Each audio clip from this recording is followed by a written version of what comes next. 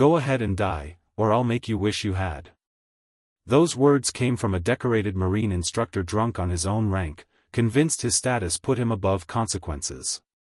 Gunnery Sergeant Brent Cade had no clue that the worn-out woman facing him had survived 6 brutal years in places where his entire career would have been wiped out in just 3 days. Master Sergeant Riley Voss didn't even blink. She'd stared down men far more skilled at intimidation, men buried now in unmarked graves no one visits. The 23 recruits watching weren't about to get a class on mountain warfare, they were about to see what happens when someone mistakes quiet for weakness. Hidden under her base layers was scar tissue carrying stories buried so deep in classified files that even her records had been rewritten multiple times. Who was she really?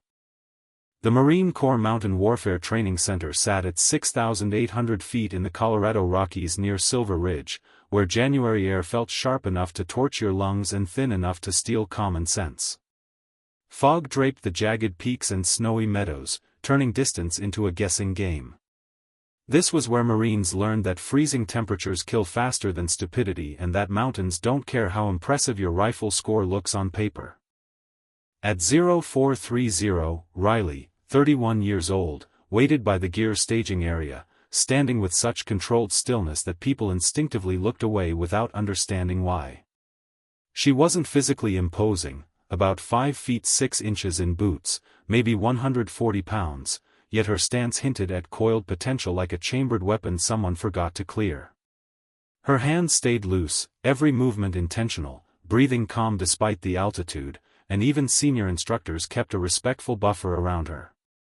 Her face carried the marks of hard miles traveled, sun damage no sunscreen could stop, and thin scars along her jaw left by something that exploded too close, and those pale blue eyes, always scanning middle distance rather than the person right in front of her.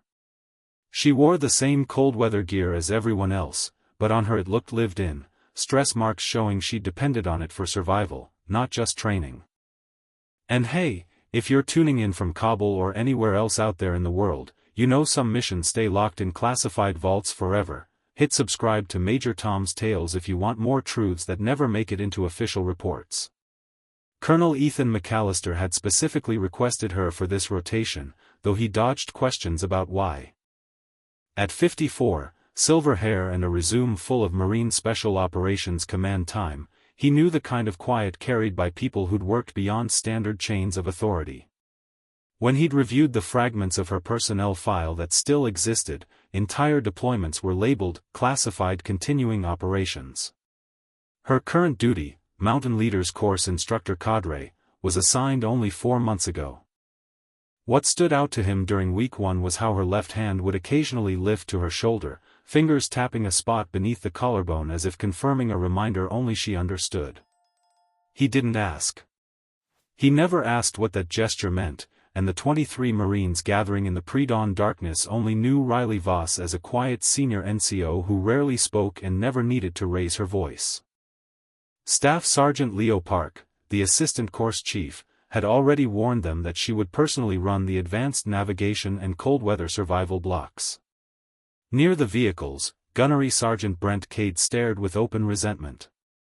6 years as an instructor here convinced him that this mountain belonged only to those who'd earned it through combat deployments and hard proof of endurance. To him, Riley was a checkbox, an E8 promoted by policy, not by blood and credibility. He had absolutely no idea what those scars under her uniform represented or how she'd earned every single one. Riley Voss learned survival young in northern wilderness, where her father, Michael Voss, ran a trauma medicine school for government agencies and military units. He'd once been an Army Special Forces medic, the type who trained local fighters in places that officially didn't exist, and he raised her believing comfort gets people killed, pain is just information, and the knowledge of one extra technique can determine whether someone walks out or gets carried. She remembered being 13, intentionally left alone in the mountains during a brutal February storm with only a knife, a fire starter, and the clothes she wore. He gave her a 72-hour deadline. She built a debris shelter from fallen timber and pine branches, snared a snowshoe hare using wire she improvised from her own boot laces, and kept a reflective fire burning until he arrived. No praise, no reprimand, just a simple inspection and the note that most adults would have hit emergency beacon before night 2. She enlisted at 18, breezed through boot camp, volunteered for every advanced course, showed up early, and never complained. By 24, someone in Marine Special Operations noticed the ones who didn't brag were usually the ones worth selecting. Everything shifted in Afghanistan's Helmand province during an operation that officially never took place. She'd been attached to a small Marine Special Operations unit working deep reconnaissance alongside CIA paramilitary. It was supposed to be intelligence gathering only, a month tracking a high-value network before slipping out unseen. But on day 22, their local source fell apart and extraction became urgent. Captain Adrian Cruz, the calm Texan leading the team, ordered a movement toward an emergency pickup point 14 kilometers away, unaware the route had been compromised. At dawn, they were hit, a perfect L-shaped ambush in ground that offered only killing zones and dead space. The first thing Riley noticed was the sharp crack of 7.62 rounds slicing the air close enough to feel the pressure shift. Cruz kept his voice steady over the radio even while blood darkened his plate carrier where a round slipped between armor plates. She pulled him into a shallow dip barely worthy of the word cover and treated him on instinct, hands slick with blood as she worked through the march sequence, massive hemorrhage first, packing the wound, applying pressure, calling for air support that was still 9 minutes away. He died at 7. His final breath wasn't dramatic, his eyes just cleared and he told her to make the rest count, not vengeance, not memory, but purpose. She got the other 4 operators to the extraction site, coordinated the close air support that kept them alive long enough for the tilt-rotor birds to retrieve them, and then wrote an after-action report that evaporated into classification levels she'd never have clearance to view. 4 months later, back in the States, a medical retirement packet waited for her signature. She refused, and her entire record was wiped clean of that mission. The scar beneath her left collarbone came from a rock fragment that shattered beside Cruz's head when the rounds impacted. Sometimes her hand drifted there on its own, a silent reminder that she was still breathing and he wasn't, and that every day since was borrowed time that had to matter. Gunnery Sergeant Brent Cade was 42 and had spent his entire life shaping himself into the toughest man in any room. Raised in rural Kentucky by a father who believed weakness was a moral failing, he carried that mindset into the Marine Corps without a single crack in conviction. He deployed to Fallujah in 2004 with January 8, earned a Bronze Star with valor for actions he refused to ever explain, and devoted the last decade to drilling into Marines that standards were written in blood. What made him dangerous wasn't outright cruelty, it was how convinced he was that he alone protected the Corps from decay. He believed new policies were destroying combat capability, that diversity hires threatened survival, and that women in combat roles were proof of institutional collapse. So when he learned Master Sergeant Riley Voss would be co-leading the Advanced Navigation Block, he marched straight to Colonel Ethan McAllister to protest under the guise of professionalism. The colonel, who'd heard this exact speech too many times, simply stated Riley was the most technically skilled mountain navigation instructor on the roster, and that was the end of the discussion, at least officially. Day 2 proved otherwise. During gear inspection, Cade made a show of scrutinizing every item, then loudly questioned whether the Marine's survival should depend on someone he implied couldn't carry the required combat load. The silence was razor-sharp. Riley just stared back with those cold, assessing eyes and offered to demonstrate right then and there if he doubted her load-bearing capability. Cade smiled that empty smile, claiming performance would reveal all once they hit real terrain, making sure the entire formation heard it. Corporal Noah Vega, on his first observation rotation, watched the exchange with discomfort. He'd already worked with her on range upkeep and noticed she treated every task with practiced precision, like gear wasn't gear but a lifeline. She never filled silence, never wasted movement, and carried herself like someone who'd made it through missions these Marines only trained for. By week's end, Cade's pattern was set: subtle jabs in group instruction, coded remarks about lowered standards, and the rest of the instructors mostly staying quiet rather than challenge a respected combat veteran. The moment everything escalated came during a snow-heavy land NAV evaluation. Riley was assigned to grade the final 8 Marines on a 17-kilometer course with 4 checkpoints, when Cade stepped in and announced he'd accompany her to ensure standards stayed pure, his tone dripping challenge. Everyone knew what he was doing. He wanted a public failure, proof she didn't deserve that instructor billet. He'd already told others over morning coffee that she'd fall behind within 2 hours, that altitude plus a real load would expose her, and he couldn't wait to file the paperwork. What Cade didn't realize, what none of them understood, was that Riley Voss had survived terrain that would have killed him before the first sunrise, in places that made the Rockies look like a weekend camping trip.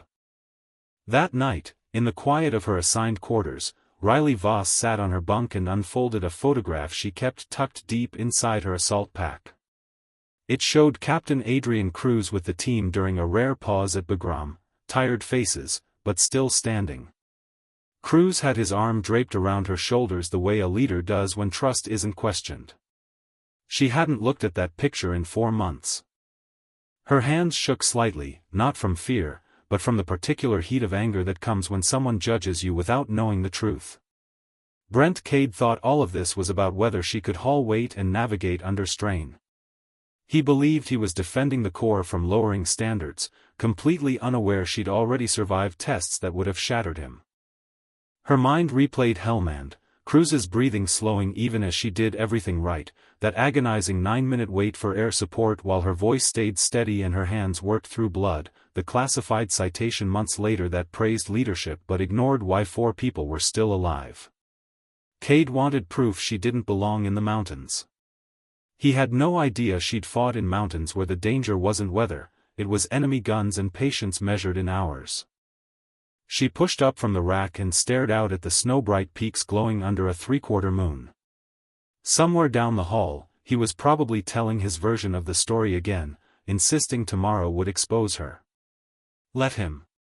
She'd learned long ago that loud men shouted mostly to drown their own doubt, and that the best operators only became visible when the moment demanded it, a lesson her father had drilled into her and Cruz had proven in the field. Tomorrow would demand visibility. She wasn't out to convince Cade of anything, the real audience was the 23 Marines watching, who needed to understand the difference between looking tough and actually being capable. For Cruz. For everyone who didn't make it home.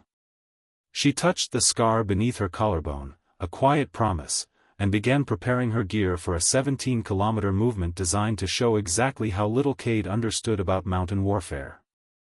By 0500, darkness and 8-degree cold wrapped the course.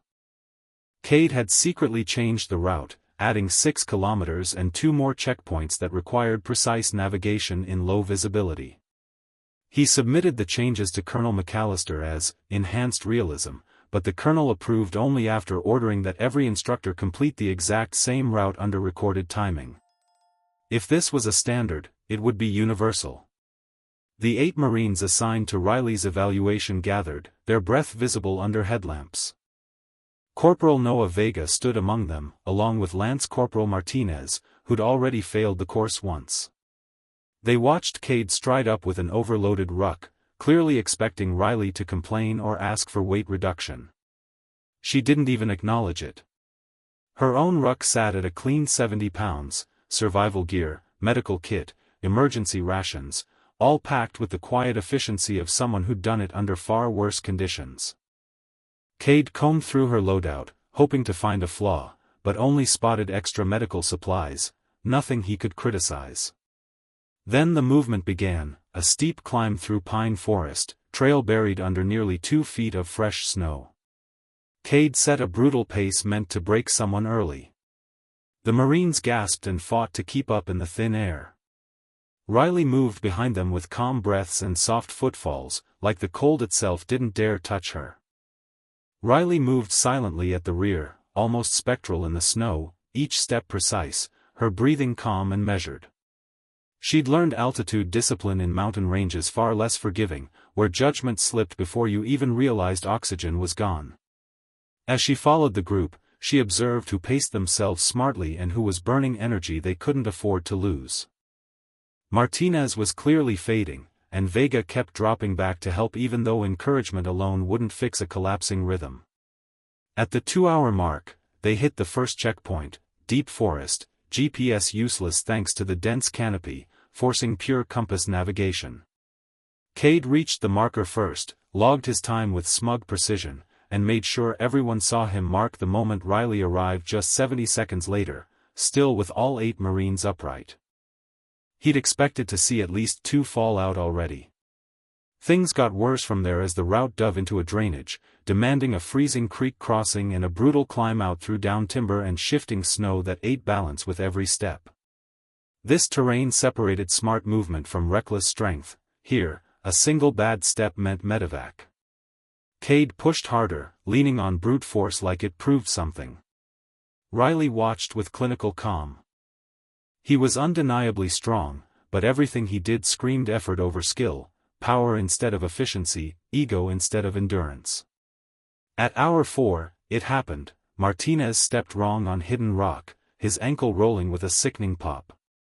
He tried to stand and crumpled again, skin pale with shock. Vega moved fast, but Riley was already kneeling beside the Marine, hands steady and practiced. Cade paused, clearly expecting her to call an evacuation. She didn't.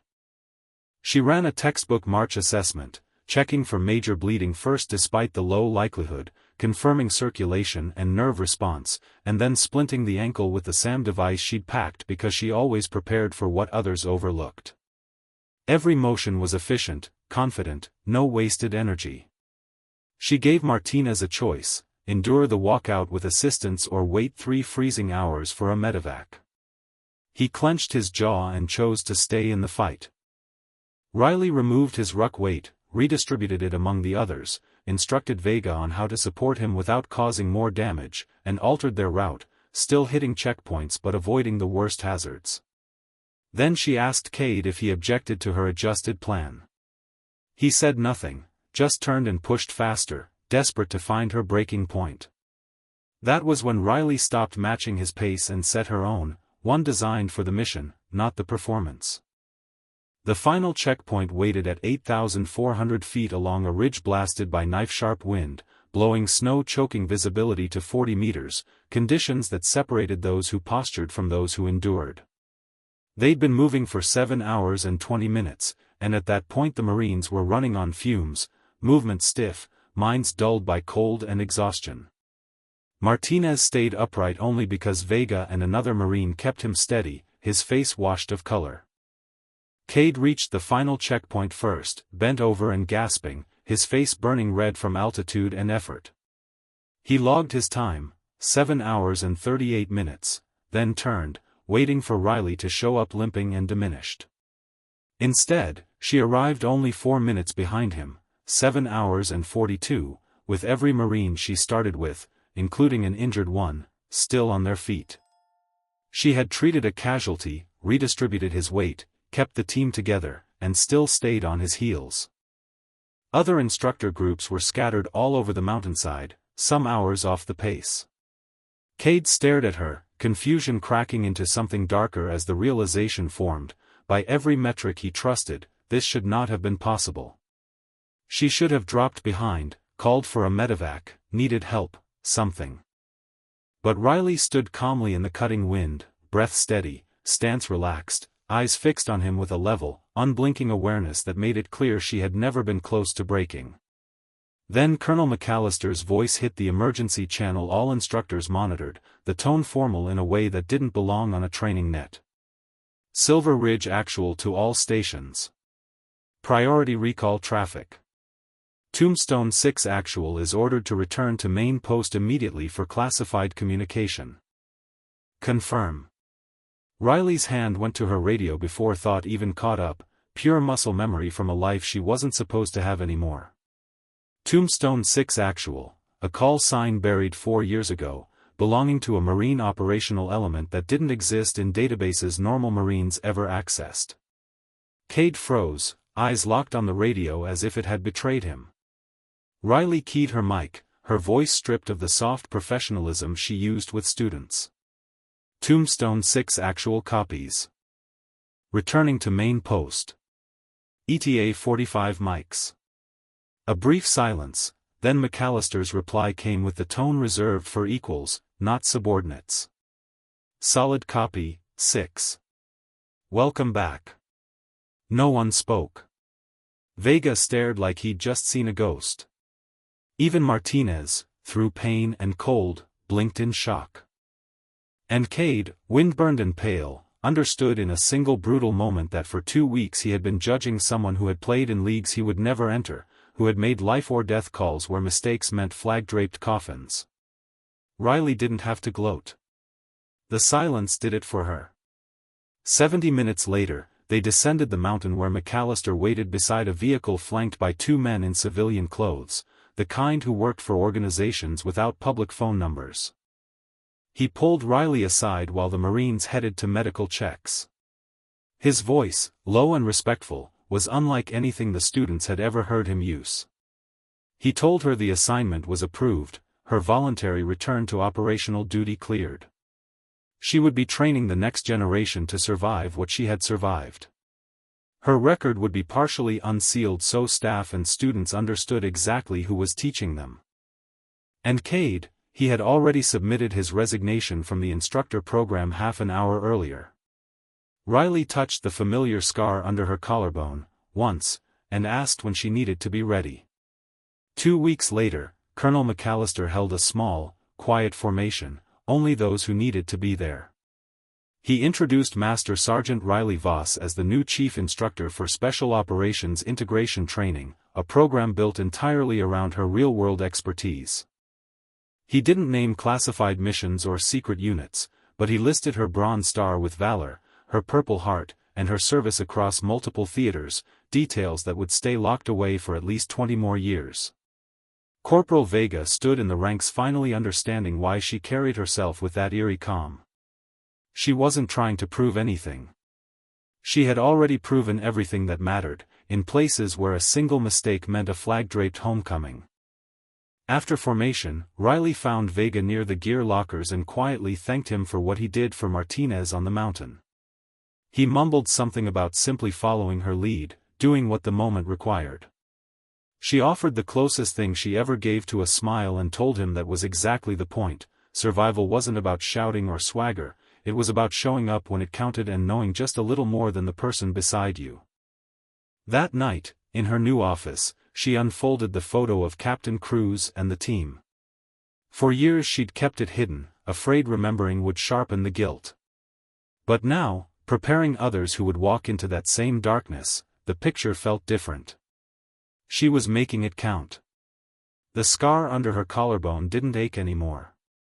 It was simply information, proof she'd been tested and still had something to give. Tomorrow she'd stand in front of a fresh class of Marines who had no idea what they were truly preparing for, who needed someone to show them survival wasn't about brute force or loud voices, but cold clarity, the ability to treat pain as data, not a reason to quit.